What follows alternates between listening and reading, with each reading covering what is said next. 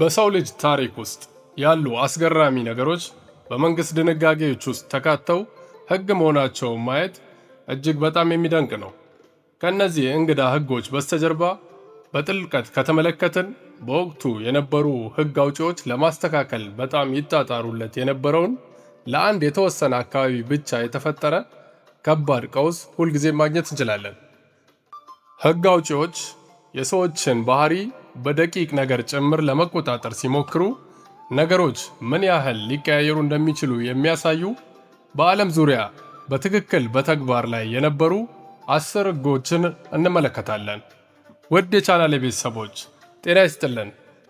ዛሬ በዓለም ዙሪያ ሲተገበሩ የነበሩና አሁንም እየተገበሩ ያሉ 10 አስቂኝ ሕጎችን ይዘን ቀርበናል።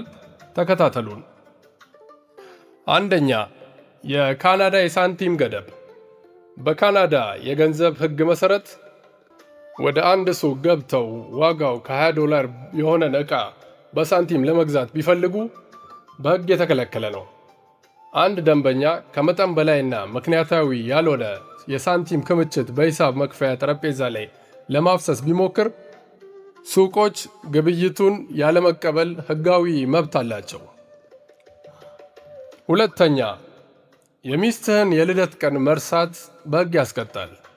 በፓሲፊክ ውቅያኖስ ደሴት በምትገኘው ሀገረ ሳሞአ የሚስትን የልደት ቀን መርሳት በሕግ እንደ ወንጀል ይቆጠራል። ባል ተሳስቶ ቢረሳና ሚስትየው ለፖሊስ ካመለከተች ሕጋዊ ቅጣት ወይንም ከባድ ማስጠንቀቂያ ሊገጥመው ይችላል። ይህ የጋብቻን ደረጃ ከፍ አድርጎ ለመጠበቅ የተፈጠረ አንዱ መንገድ ነው። ሶስተኛ፣ በአደባባይ ፊትን ማኮሳተር ወይንም ማኩረፍ በሕግ የተከለከለ ነው። ከ1860 ጀምሮ የቆየ የአገር ውስጥ ደንብ በሚላን የሚገኙ ነዋሪዎችም ሆኑ ጎብኚዎች ሁልጊዜ ደስተኛ ሆኖ መታየትና ፈገግ ማለት እንዳለባቸው ሕጉ ያስገድዳል። ከዚህ ነፃ የሚሆኑት በለቅሶና በሆስፒታል ጉብኝት ወቅት ብቻ ነው። ዛሬ ላይ በሚላን ማንም ፊቱን ስላኮሳተረ በካቴና ባይታሰርም ሕጉ ግን እስካሁን በይፋ አልተሻረም። አራተኛ፣ በባኞ ገንዳ ውስጥ አህያን ማስተኛት የተከለከለ ስለመሆኑ። በ1920ዎቹ አካባቢ በአሪዞና የሚኖር አንድ የአካባቢ ከብት አርቢ አህያው በአሮጌ የባኞ ገንዳ ውስጥ እንድትተኛ ይፈቅድላት ነበር። በዚህ መሃል በአቅራቢያው ያለ ግድብ ተደርምሶ አካባቢውም በጎርፍ ሲያጥለቀልቀው አህያዋ በሸክላ ገንዳዋ ላይ ሆና በወንዙ ላይ ማይሎችን ተጓዘች። ይህም ከፍተኛ የህብረተሰብ ርብርብ የጠየቀ የሕይወት አድን ሥራ አስከትሏል። ከዚያም ብዙም ሳይቆይ የአገር ውስጥ ሀብት በሕይወት አድን ሥራዎች ላይ እንዳይባክን ለመከላከል ግዛቱ አህዮች በባኞ ቤት ገንዳ ውስጥ እንዳይተኙ አገደ። አምስተኛ፣ በስካር ስሜት ላይ ሆኖ ላም መጋለብ።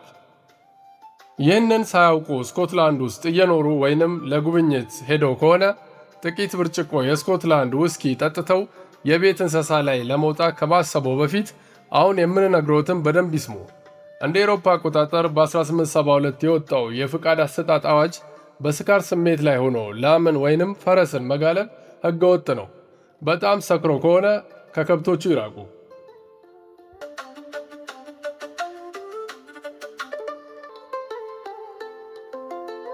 ስድስተኛ፣ ያለ ሸሚዝ መንዳት። በታይላንድ ውስጥ አየሩ ምንም ያህል ቢሞቅም ከተሽከርካሪ መሪ ጀርባ ከሆኑ ልብሶትን ማውለቅ አይችሉም። እንዲሁም ሌላ አይነት ልብስ መልበስ አይችሉም። ወንዶችም ሆኑ ሴቶች ያለ ሸሚዝ መኪና፣ ሞተር ሳይክል ወይንም ባጃጅ መንዳት በሕግ የተከለከለ ነው።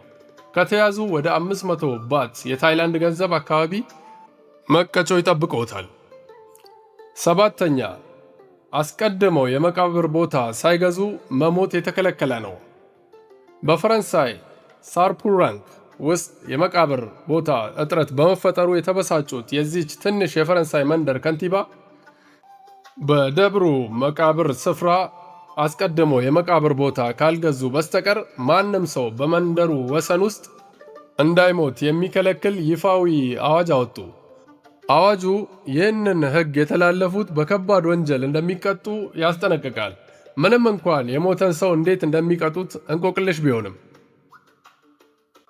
ስምንተኛ በፍጥነት መንገድ ላይ ነዳጅ መጨረስ ክልክል ስለመሆኑ።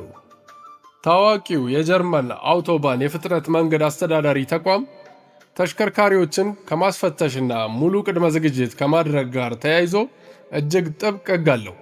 በተቋሙ ሕግ መሠረት ነዳጅ ጨርሶ መቆም ሙሉ በሙሉ ተቀባይነት የሌለው ስህተት ተደርጎ ነው የሚወሰደው።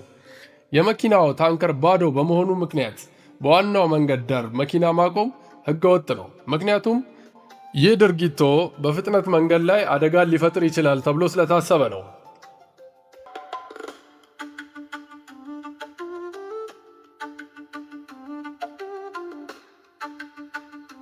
9ኛ ቬኒስ በእርግቦቿ ላይ ያወጣችው ሕግ። በጣሊያን ቬኒስ ከተማ ውስጥ በቅዱስ ማርቆስ አደባባይ ለእርግቦች ምግብ መስጠት በጥብቅ የተከለከለ ነው።